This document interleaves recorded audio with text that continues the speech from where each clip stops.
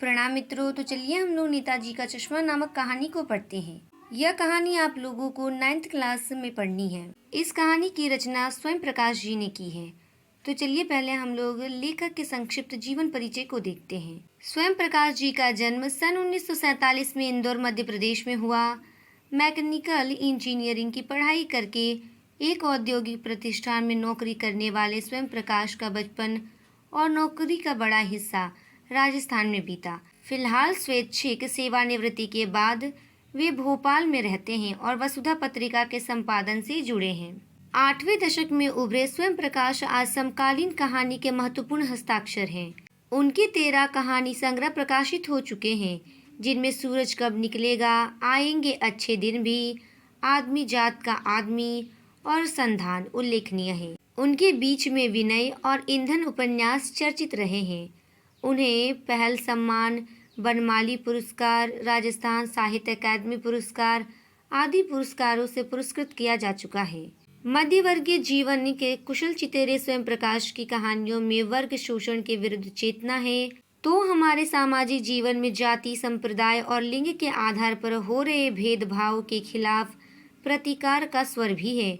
रोचक किस्सागोई शैली में लिखी गई उनकी कहानियां हिंदी की वाचिक परंपरा को समृद्ध करती है। अर्थात स्वयं प्रकाश जी का बहुत ही महत्वपूर्ण स्थान हिंदी साहित्य में रहा है। हम लोगों ने लेखक का जीवन परिचय देख लिया है, तो चलिए अब हम लोग कहानी को शुरू करते हैं। कहानी का शीर्षक है नेताजी का चश्मा।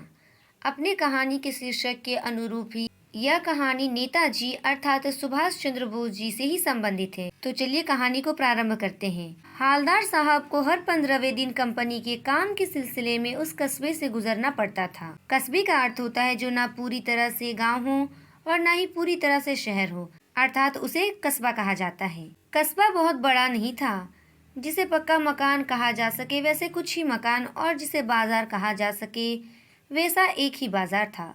कस्बे में एक लड़कों का स्कूल, एक लड़कियों का स्कूल, एक सीमेंट का छोटा सा कारखाना, 2 ओपन एयर सिनेमा घर और एक ठो नगर पालिका भी थी।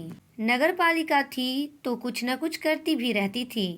कभी कोई सड़क पक्की करवा दी, कभी कुछ पेशाब घर बनवा दिए, कभी कबूतरों की छतरी बनवा दी, तो कभी कभी सम्मेलन करवा दिया। इसी नगर पालिका के किसी उत्साही बोर्ड या प्रशासनिक अधिकारी ने एक बार शहर के मुख्य बाजार के मुख्य चौराहे पर नेताजी सुभाष चंद्र बोस की एक संगमरमर की प्रतिमा लगवा दी। यह कहानी उसी प्रतिमा के बारे में है, बल्कि उसके भी एक छोटे से हिस्से के बारे में। अर्थात जैसा कि इस कहानी का शीर्षक है नेताजी का चश्मा, तो जो चौराहे पर संगमरमर की मूर्ति लगी है, उसी मूर्ति के चश्मे को आधार बनाकर इस कहानी को लिखा गया है।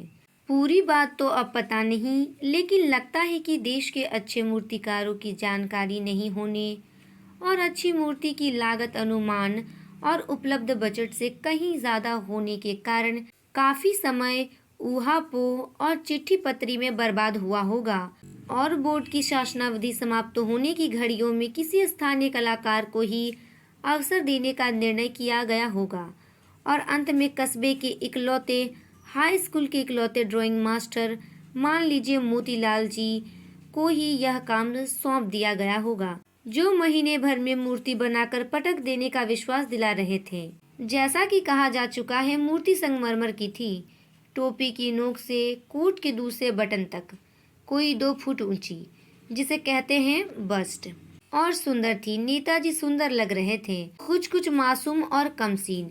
फौजी वर्दी में मूर्ति को देखते ही दिल्ली चलो और तुम मुझे खून दो, मैं तुम्हें आज़ादी दूंगा वगैरह याद आने लगते थे।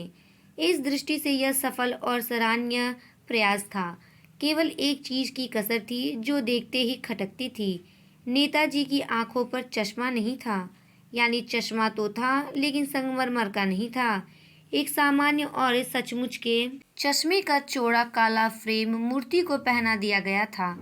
हालदार साहब जब पहली बार इस कस्बे से गुजरे और चौराहे पर पान खाने रुके, तभी उन्होंने इसे लक्षित किया और उनके चेहरे पर एक कौतूहल भरी मुस्कान फैल गई। वाह भाई, यह आइडिया भी ठीक है। मूर्ति पत्थर की लेकिन चश्मा रियल। जीप कस्बा छोड़कर आगे बढ़ गई, तब भी हालदार साहब इस मूर्ति के बारे में ही सोचते रहे। और अंत में इस निष्कर्ष पर पहुंचे कि कुल मिलाकर कस्बे के नागरिकों का यह प्रयास सराहनीय ही कहा जाना चाहिए। महत्व मूर्ति के रंग रूप या कद का नहीं, उस भावना का है, वरना तो देशभक्ति भी आजकल मजाक की चीज होती जा रही है। दूसरी बार जब हालदार साहब उधर से गुजरे तो उन्हें मूर्ति में कुछ अंतर दिखाई दिया। ध्यान से देखा तो पाया कि चश्मा दूसरा है। पहले मोटे फ्रेम वाला चौकोर चश्मा था, अब तार के फ्रेम वाला गोल चश्मा है। हालदार साहब का कौतुक और बढ़ा। वाह भाई, क्या आइडिया है। मूर्ति कपड़े नहीं बदल सकती, लेकिन चश्मा तो बदल ही सकती है। इसके आगे की कहानी को हम अगले वीडियो में पढ़ेंगे। तब तक के लिए धन्यवाद।